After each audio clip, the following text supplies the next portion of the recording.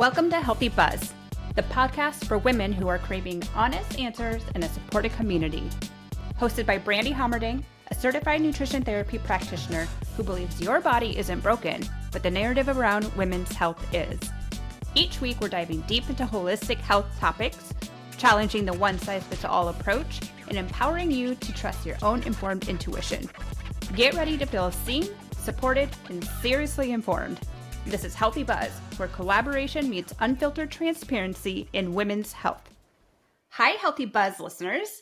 Today, I have Hayley from Daily Hayley joining me, and we are going to have a very fun-filled conversation all about anti-diet culture, but we're going to really focus on strength training for women.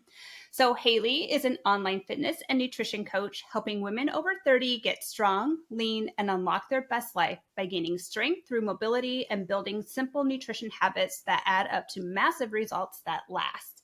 She was an in-person trainer for 10 years before transitioning fully online, so she can provide a more holistic approach and help more people around the world.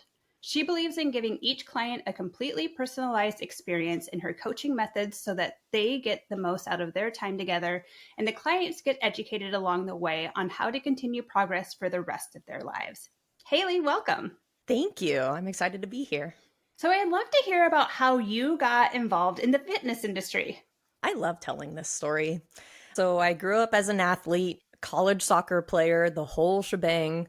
I was an only child, and pretty much all of my free time was playing soccer or doing activities of some sort. And then I tore my ACL my sophomore year of college, and that kind of started my whole perspective shift of like, oh shit, I actually need to pay attention to what I'm eating. Because before then, I didn't really have to worry about it. I was so active, it didn't matter. So I kind of started to dive in, and I went, to the internet. And instead of finding like, this is what you should do, it was more of a try this. And turns out all of it was shit. Not even close to what is now known as a sustainable way and a safe way of nutrition. So, I got back to playing college soccer, woo! And then I moved up to Seattle to come get my master's in film scoring. And I tore my ACL again playing rec soccer. And I was like, okay, I'm getting older now. Like this time I was on crutches for 6 weeks. And I was like, okay, I really need to figure out what I'm doing nutrition wise. So in between those two ACL tears, I had moved up here and I had become a personal trainer, mostly because I needed a job while I was in school. And I started working just at like the office position. And I was like, hey, these personal trainers actually get to help people one-on-one rather than like, here is the gym. Let me go clean some toilets. So I became a personal trainer and started training with people. And I was like, oh man, this is so much fun. Like I love connecting with people one-on-one and helping them on their fitness journey. So when that second ACL tear happened, I really started to find the right way to go about my nutrition. And that wasn't even part of the personal training because I worked at a gym. It was only strength training. You couldn't really have accountability outside, couldn't really talk about nutrition. So they were only getting half of really what they needed. So I got my certification with precision nutrition, which taught me a completely holistic, different way of thinking about nutrition that completely changed my life. So that started the process of like, I need to find a way that I can teach this to other people because of how successful it has made me. So that started the little plant in my brain.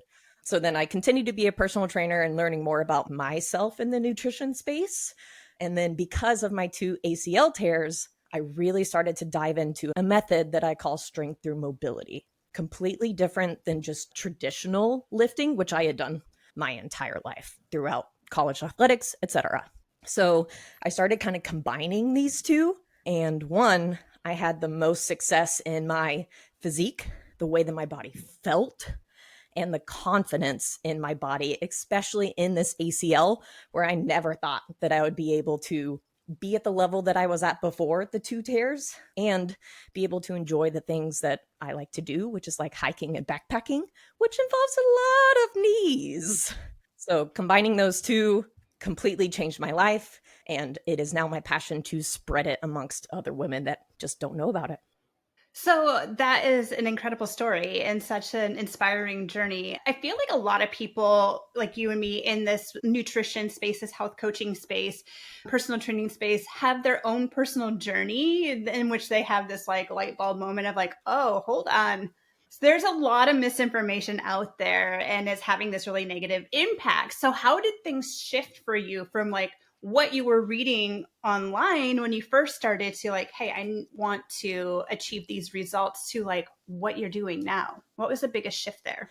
So, like a lot of people my age, especially women, I tried the whole juice cleanses, low carb, keto, and I felt like shit the entire time. Not only did I feel like drained, tired, my workouts were suffering. I like sometimes couldn't even bring myself to get to the gym because I was just so tired and I was restricting specific types of foods. I would go Monday through Friday, super strict. Yeah, I'm doing awesome.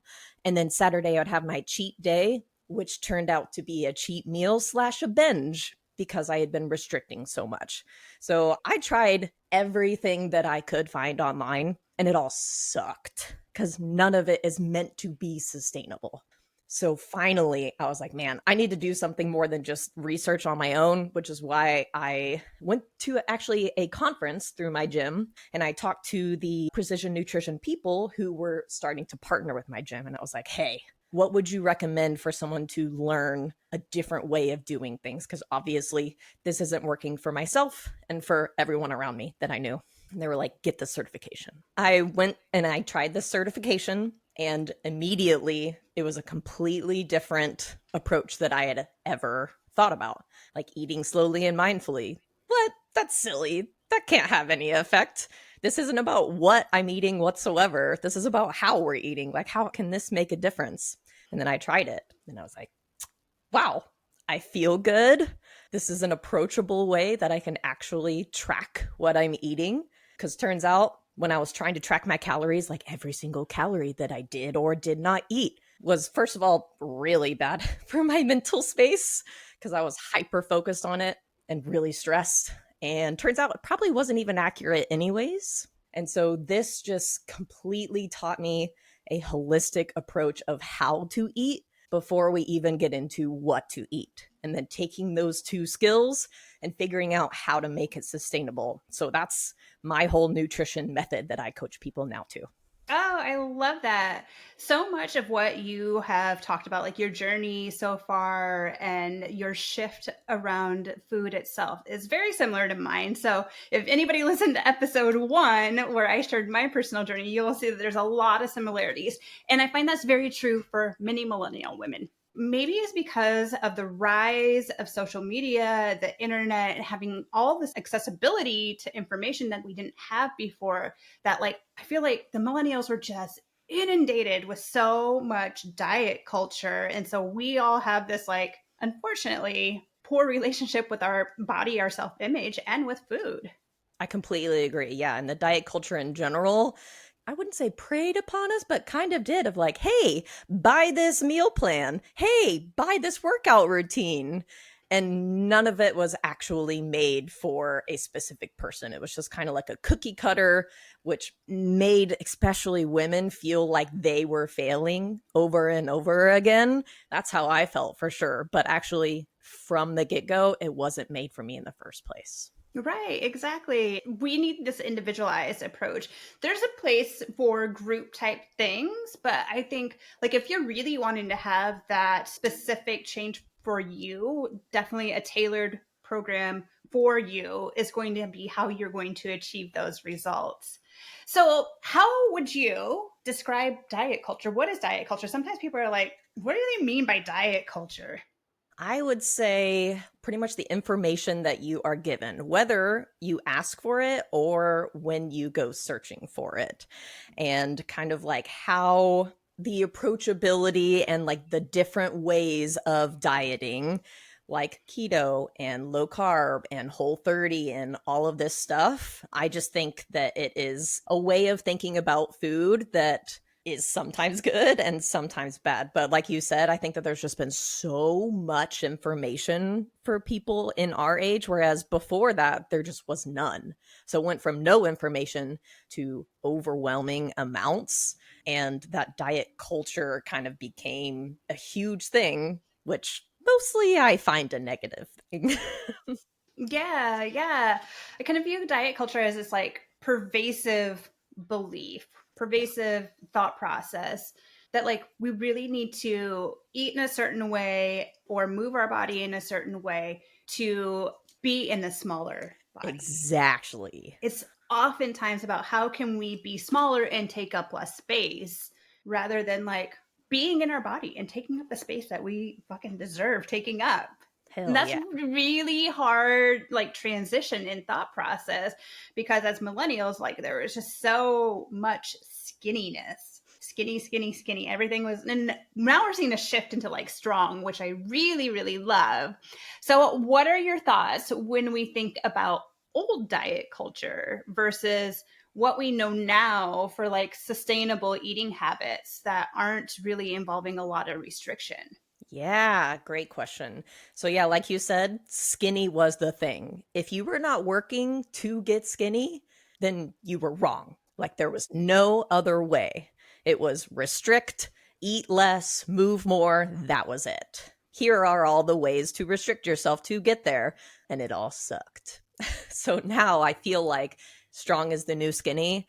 And I could not be more of a fan, especially growing up as an athlete where we needed to be strong to do the activities that we were supposed to do.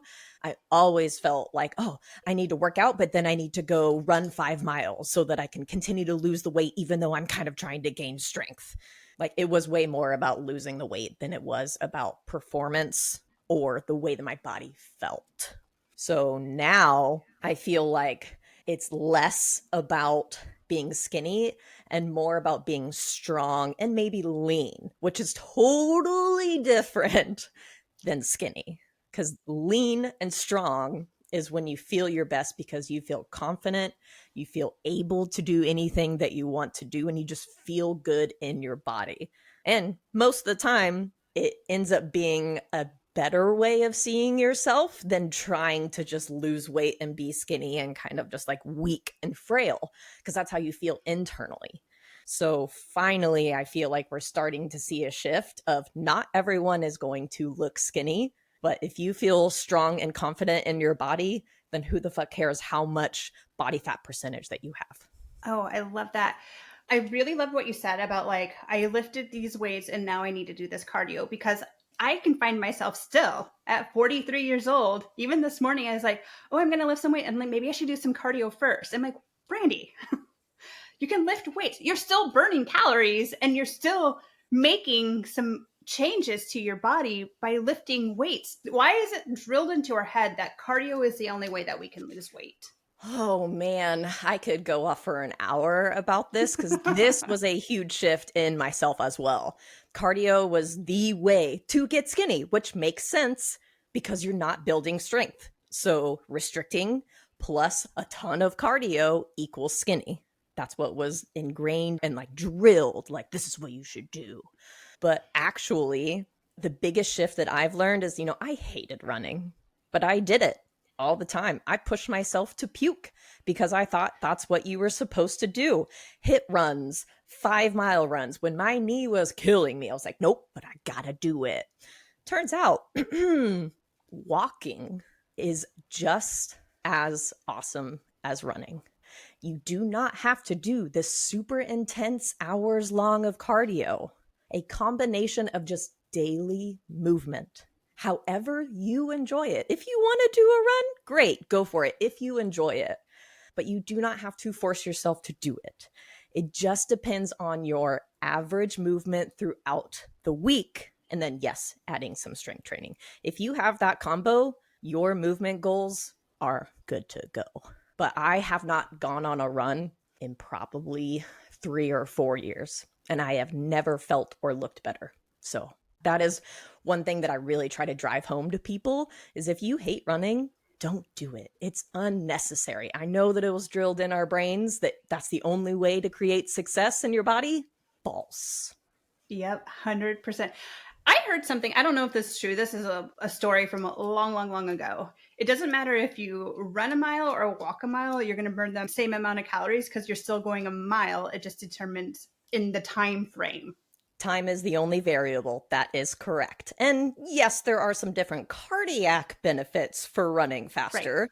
But when it comes to burning calories, yep, it just takes more time to walk, less time to run, but you are burning the same amount of calories per distance. Wow. I did learn something that was positive years ago. Hey! It's always a hit and miss.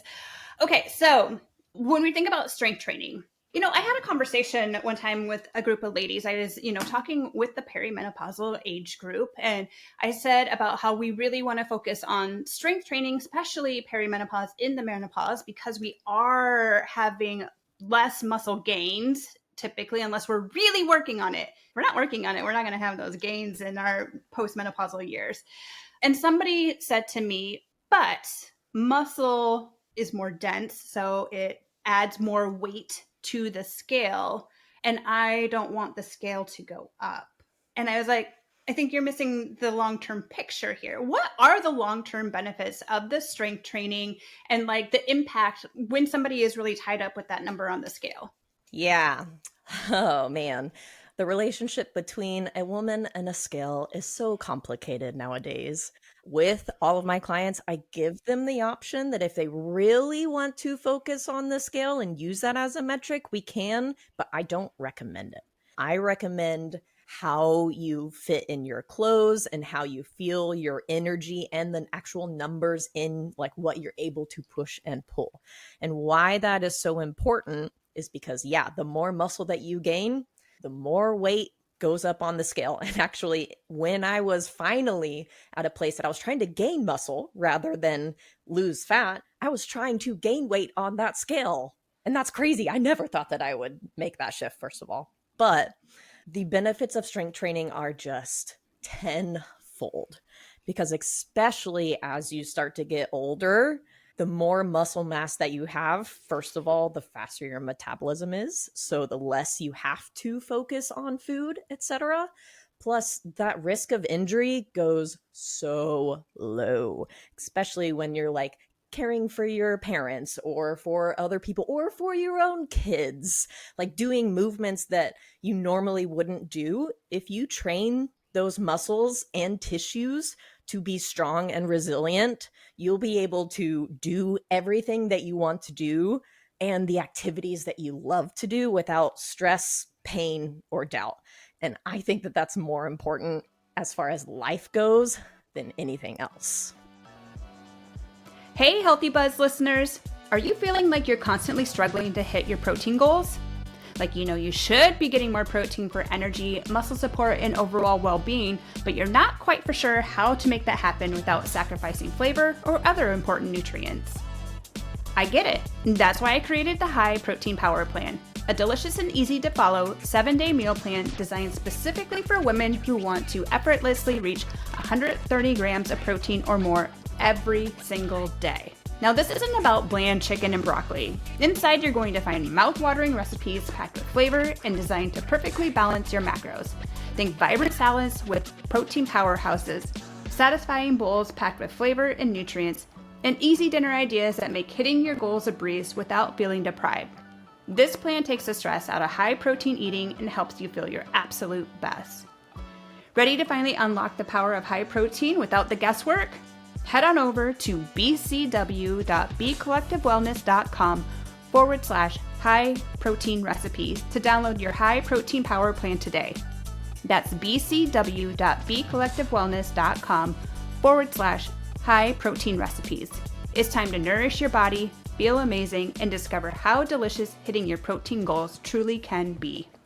Something that, like, especially postmenopausal, we have to think about, like, if your strength is going down and you have a fall and you break a bone. Now we're talking about loss of independence too. And that can be so detrimental. Like, there's so many women that are postmenopausal that end up with like a hip fracture because they fell and just didn't have the strength to like maybe catch themselves. Like, can you get off the floor?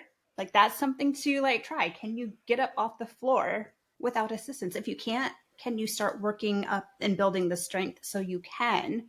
If you do fall and don't, break a bone or whatever. But we have to think about like it's not only like for right now and maybe the aesthetics, but also for the long term and the independence that you continue to have, the stronger that you are. Absolutely. Yeah. A very small example of this is about a year ago, I slipped and fell on my wood stairs because I had socks on and was just not thinking about it in this new house. And I fell like right on the edge of a stair and it caught where my glute muscles were. Thank goodness it wasn't right on a bone, but oh my God, did it swell. And, I still had a lot of recovery, but I still, to this day, first of all, have a dent in my ass, so that's fun. But second of all, I do not think that I would have been able to recover as fast as I did and be able to move and still do life if I hadn't of really focused on building those glute muscles and tissues around it. There's no way. And so I was very glad for past Hayley in that moment, as much as it hurt. Right? No kidding. So what about the concept about like I've heard, and I would love for you to like walk me through, and maybe our listeners as well, maybe they have the same questions, that you can't gain muscle and lose weight at the same time. So, yeah, that is true. For beginners of strength training, usually you can do a little bit of both. But then, yes, it does come to a point where you're either trying to gain muscle, you can gain a little bit of strength, but gaining muscle and gaining strength is just a little bit different. But that's why people do cutting and bulking phases. That's why that kind of exists, is you have to be eating more than you are burning to gain muscle. You have to be burning more than you're eating to lose fat. So yeah, that's why the protein, first of all, doesn't change. Protein is always going to be the thing that makes or breaks strength training, which is a common misconception of like, I don't want to eat too much. Focus on your protein. And this is one of my favorite facts ever that I think everyone needs to hear. Doesn't matter what your goals are, gaining muscle or losing fat, if your protein level stays the same of like 30% of your diet, the other 2% of carbs and fat, you do not need to cut out your carbs, because a high fat or high carb diet, as long as your calorie total is the same and your protein stays the same, the research has shown that you have the exact same results. So I just need everyone to hear, you do not have to cut carbs to lose weight. In fact, it makes you feel like crap, and it really makes all of your workouts that you're trying so hard suffer. Exactly. Carbs are our body's preferred energy source, and Yes. super important for us to be able to do our workouts, to have the energy. If you're bonking in the middle, if you're like, oh, I can't lift this weight, I can't run as fast, I'm like exhausted, you're not eating enough. You gotta eat more. And carbs are your brain's source of energy, which everyone needs to know. Yeah.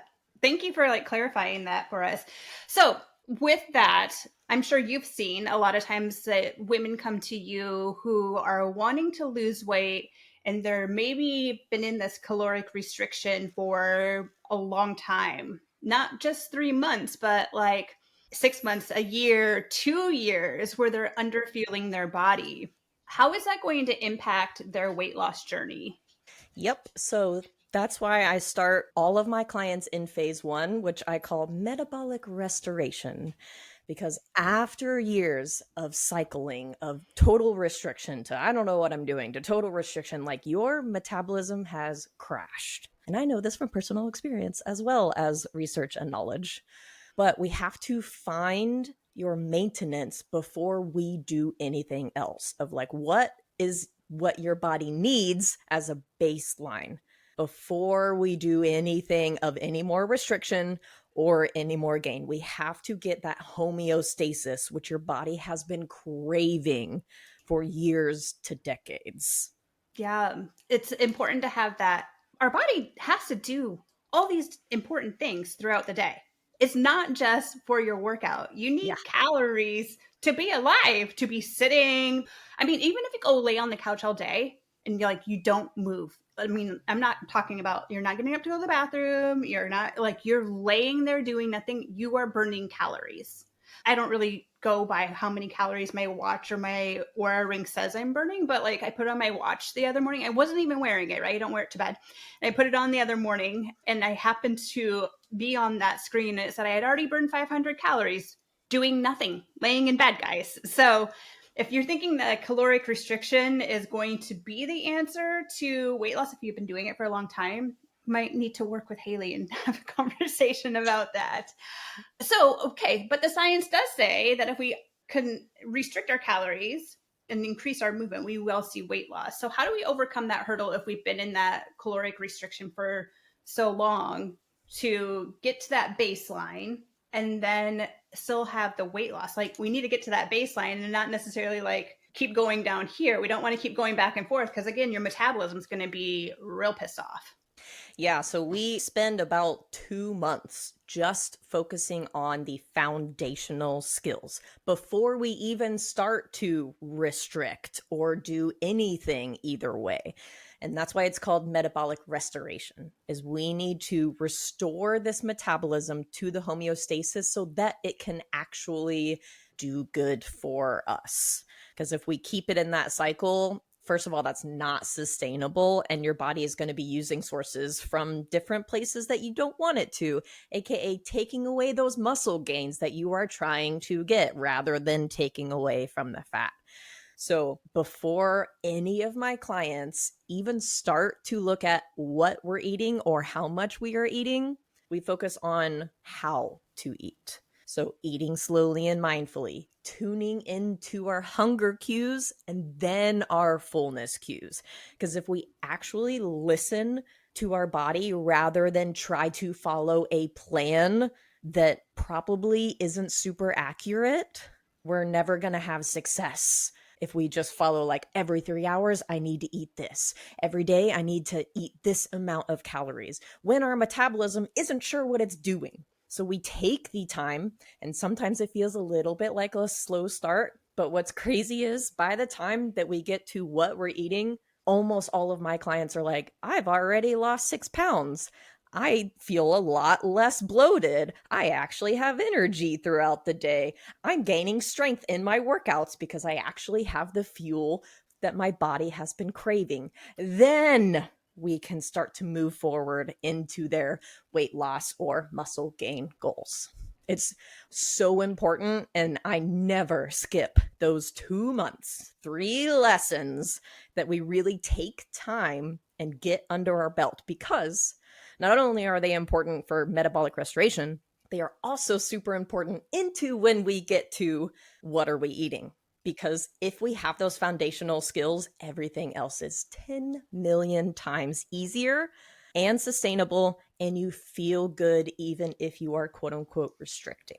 Yes, we cannot skip the foundational parts. I know everybody wants the quick results, and I think if I just skip to the next part, I don't need to worry about this baseline and I'll have those results happen quicker.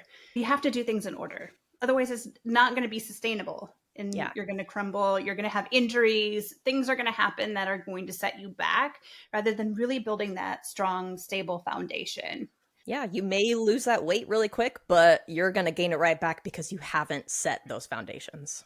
100%. And two, if you're doing something, in my opinion, I'm sure you probably share a very similar opinion. If you're doing something that is requiring you to do something very extreme, you're probably going to have to do the extreme forever to continue to see results. So we're talking about like ways to make this sustainable. So it might be when you're getting into that weight loss phase, half a pound a week. Like we're not talking 5 pounds a week that you're losing. We're talking very slow, and you probably won't see the scale move every day because you shouldn't be on the scale every day anyway. Mm-hmm. Put that scale away and like do these periodic check-ins with that. Yeah, and what I like most about these foundational skills is it doesn't matter what phase of life you are. Right now, I'm 6 months pregnant. Guess what? all of these foundational skills are just as important. In fact, they might be a little bit more through perimenopause, through menopause and postmenopause. Like no matter what phase you are in, these skills are the most important. Okay, that's all. Love it. Love it. So, Hayley, how does strength through mobility change the way the body feels forever? And how does that unlock the results for activities when we think about like pain and other limitations? Yeah. Oh, I love talking about strength through mobility, especially because it changed my life so much. Can you explain what mobility means for our listeners who might not understand? Absolutely. So there's a difference between flexibility and mobility. So flexibility is just how much the muscle can stretch in like a static stretch. Mobility is the range of motion that your muscles can go through with some strength attached through a movement. So it's more of a movement, like how much can I raise my arms above my head without using a TRX or a door or something like that, especially with a light weight. How much range of motion can my muscles get while against resistance? That's a great way of saying it. Mm-hmm. So there's a total difference. And strength through mobility is trying to get the fullest range of motion possible in the big joints, shoulders, hips, knees, and back. And when we really combine that strength and mobility in a safe and slow process to make sure that we are progressing in the right way, it will change not only your strength in the muscles, but it actually builds the tissues around it. So my knee went through 2 major surgeries, and growing up, knees were never supposed to go over your toes. That is wrong. Don't do it. Well, it turns out whenever you actually approach it in a safe way and start at the level that you are actually at and try to get your mobility of your knee over your toe, we do that motion all the time. When you're going downstairs, when you are going down a hill, whether it's hiking or just a hill, your knee is going over your toe every single step. If we don't train that with strength, it's going to be super vulnerable. So instead of staying away from, ooh, this could cause injury, if you actually work on it in a strength way, then you will be, I call it bulletproofing your body, because that's the way it feels. Like when you're trying to put your suitcase above the airplane, I had a client who got injured doing that before she came to me. And now she can like help other people be like, oh, you can't do it, let me do it. Because she has that strength through mobility. And just all the different activities that my clients like to do, like skiing. I had a client go hella skiing, like jumping out of a helicopter to ski after working with me for a year, because he felt the confidence in his knees and he had a hell of a time. Amazing. Yes, heli skiing is awesome. I did that once. It was Oh my gosh. Okay. We didn't jump out of the helicopter though. We had our snowboards and we like climbed out of the helicopter, Okay. but it was amazing. Definitely highly recommend for anybody who's big into backcountry snowboarding or skiing. But yeah, like we're thinking about the strength and mobility isn't just so that like I can lift heavy weights in the gym and walk around flexing my muscles all day. I mean, that's cool if you want to do that.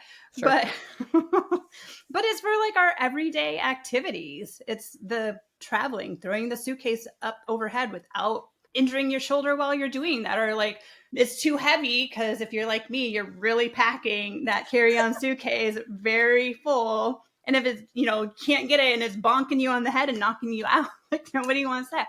It's so you can pick up your kids or you can get down on the floor and play with them. You can pick up your 50-pound dog who's older and can't jump up into the truck anymore. So you need to lift him up in there. Like exactly the lifestyle stuff that the strength and the mobility is giving you.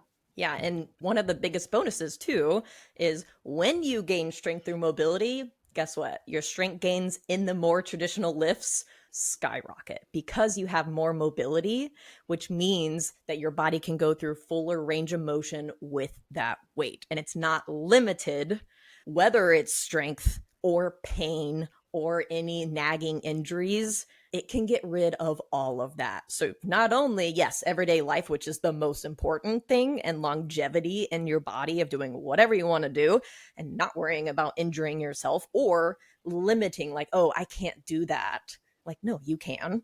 But also your gains in the strength department of your squats, your overhead press, everything is so much better and it feels better. So it's really twofold. Yeah. We've already kind of talked about how strong is the new skinny, and we are on board with that forever and ever. But let's talk about some healthy habits. And a question I have for you before we talk about how healthy habits can fit into your lifestyle. My question is tracking a healthy habit or not? Ooh, that's a great question. It depends. I think that after you have your foundational skills, let's put it that way, we are not tracking whatsoever. Finding your foundational skills. When we have that and you're trying to figure out how much of what foods actually feel good for your body, I do think that it can be helpful. But here's the caveat. Tracking just calories is, first of all, not even really accurate, no matter how hard you try using weight scales, etc. When you go out to eat, yeah, good luck with trying to get that accurate amount of counting your calories. First of all, it can be incredibly intensive and like you're really hyper focused on it, which I was stuck in forever. So the precision nutrition way and the way that I have taught all of my clients and the way that I have had success is a different way of tracking. It's way more hands off, and that's going to be funny in a second when I get there, but it's way less about the exact amount and way more about this is pretty close. So we use the hand portion method, which literally just uses your hand. So every macro is a different place of your hand, like a palm of your hand is a serving of protein. So when you are trying to figure out how much of what macro actually feels good for your body and is sustainable and is fueling it properly, we always start with proteins, but we go down every macro every 2 weeks so we can get used to what does it look like to have 1 to 2 palms of protein per meal, depending on what your calculations are to start with. These are always shiftable as we go to find out what actually works for you. But when you're focusing on just that's about right, it's actually way more sustainable and way more accurate in the long term. And the stress that it takes away is worth it no matter what. So yes, I think that tracking can be helpful when you are trying to figure out what works for you. Should you track forever? Absolutely not. But for a little bit to find out what works, yes, I think that it can be helpful if you do it in the right way. Yes, I agree. And as long as it's not triggering a negative relationship. That's the point. Whenever I'm talking with my clients about any type of tracking, like for example, I'm using a continuous glucose monitor right now to help understand my body's needs. When we're tracking, if we're tracking calories or tracking macros or something like that, it's to understand, but it does not dictate. Yes. Because you also have to be connected with your body. How do I feel in my body? Am I hungry? Was that meal satiating? Do I need to eat more? Instead of well, my fitness pal told me that I already ate enough protein today. My fitness pal told me I ate enough calories today, so I shouldn't be hungry. And so I am just going to ignore my hunger signals and move on with my merry day. Yeah, because that's the way you find results for sure. AKA going back to those foundational skills. If you have those first and then you track, there's a completely different result. Yeah. So with calories, you and I have both talked about this before, but a lot of times people are so focused on how many calories that they're burning in their workout.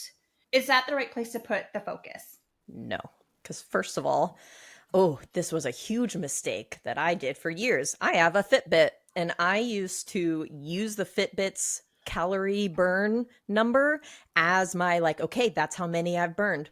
Well, I was part of Soundwave, which is a drum line. So I was drumming a lot. Guess what? I actually wasn't getting that amount of steps and burning that amount of calories because it can't know. And my strength training was not accurate because it's a completely different type of training. Strength training is not to burn calories. Strength training is to gain or maintain your muscle so that you can continue to be successful in the rest of your life. But it is to make sure that the restriction that you're doing loses fat and doesn't lose muscle. So it's completely different than going for a just calorie count of how much you have burned. So a big lesson that I've learned that I try to tell everyone is we are not going for a fluctuating day of like, I burned this amount of calories this day, so I can eat this much. I burned not very much calories for this. We are going for a average. And when you go for the average, everything actually makes sense and you feel good throughout. Yeah, and you're supporting your metabolism by that average. So if there is a day that you eat more calories, your metabolism is so smart because you've created this baseline. Your metabolism will be like, hey, cool, more fuel. We're going to use that. We're going to burn that. Cool. Thank you. And then the next day doesn't mean that you have to restrict, because sometimes people are like, oh, I ate more this weekend. And then on Monday, I was so hungry, but I just restricted because I ate so much this weekend. Yep.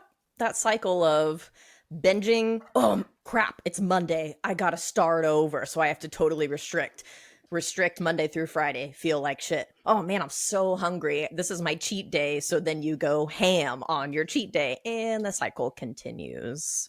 One of the best pieces of advice that I can give to people who are stuck in something like that is spreading out your joy of what you enjoy eating wise. So like a rule that is the very first thing that we talk about in nutrition for all of my clients is the 80-20 rule. And this goes across the whole week. 80% trying to eat more nutrient dense, less processed foods, but leaving that 20% for things that you enjoy. Pizza. I cannot go a week without pizza. I will never sacrifice it for anything.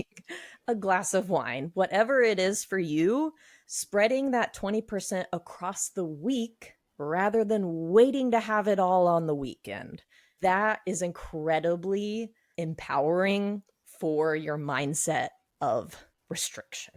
Yeah, 100%. When I see that pattern of like restricting, or I'm eating clean Monday through Friday or Thursday, and then the weekend comes, I'm often telling my clients, I need you to go dine out on a Tuesday night. Yes. Your Tuesday should not look so wildly different than your Saturday. We want to have fluidity because your body doesn't know what day of the week it is. It really does not know what day of the week it is. Only we know what day of the week it is. So having this flexibility, you don't have to save things for the weekend. Have those throughout, like Hayley was just saying as well. Yeah, if you don't have that restriction throughout the week, you're not going to feel as restricted on the weekend and have that need to go ham and eat way more calories than you normally would if you spread out that joy throughout the week. Yeah, exactly. How does increasing your muscle increase your basal metabolic rate? Ooh, yeah. So when you actually lift weights, what is really happening is your muscle fibers are tearing, which is crazy to think about, but that is what is happening when you have resistance against your muscles. So when it starts to recover right after you are done, it is starting to rebuild that muscle. And if you support that with enough protein, then you gain muscle. And the more muscle that you have, the more your body can use the fat around it because it has that base of muscle. And hopefully your body is grabbing fat first because your protein levels are high enough. That is the combination of lifting enough that you are challenging yourself and eating enough protein. If you have those, you will gain muscle, which makes your metabolism faster because it's having to rebuild those bigger muscles each time. Yes. Oh, thank you for explaining that.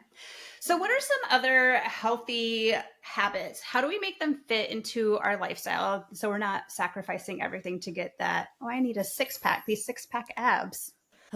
Yeah, no, I went down that road for way too long. And like I just said, I am unwilling to sacrifice pizza for a physique. I didn't figure that out for a long time.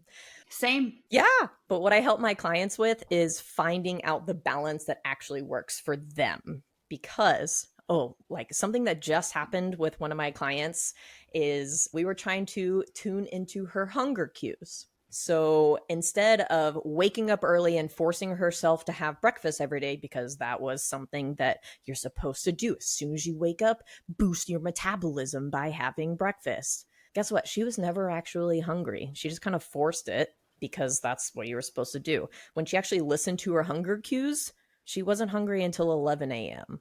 And then she wasn't as hungry later in the day. And so that worked for her. And so it's all about the balance of listening to your body, finding out what works for you. Because I wake up and I'm starving. So we are different, and that's fine. But it's all about the foundational skills and then trying to like fit what macros fit your life. And the thing that really puts it all together that my clients start building very slowly from the beginning, and then we really focus on it later, is building a list of go-to meals, building a go-to menu. This is where it really starts to fit your lifestyle. If you have a family, you're going to be cooking differently than a single person. Or if you just have a partner, very different. So we focus on experimenting with different meals, which I have a million recipes in my program for inspiration, PS. But finding meals that fit into 4 categories. They're delicious and you actually enjoy it is number 1. Number 2 is it's mostly nutritionally dense. It's really easy to make, and that it's really easy to have the ingredients on hand. So if we build these go-to menus, you always have something to grab and you don't have to stress about, will this actually go towards my goals? Am I ruining what I'm doing if I have this? What do I make? I'm going to look up something that's incredibly complicated and is taking 5 hours to make. Like, no, we need to create sustainable things to choose from at any time, and having some backups for times you're like, I don't really feel like making or eating that. Great. I have something in my freezer that I can make that still fits that category.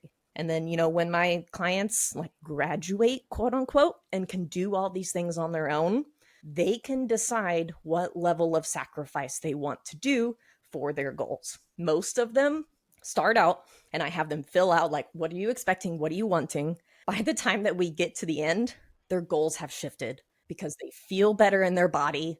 They are happier in their body than they thought they would be with the picture in their head. And then it's up to them whether like, yes, I do want to go for that 6-pack.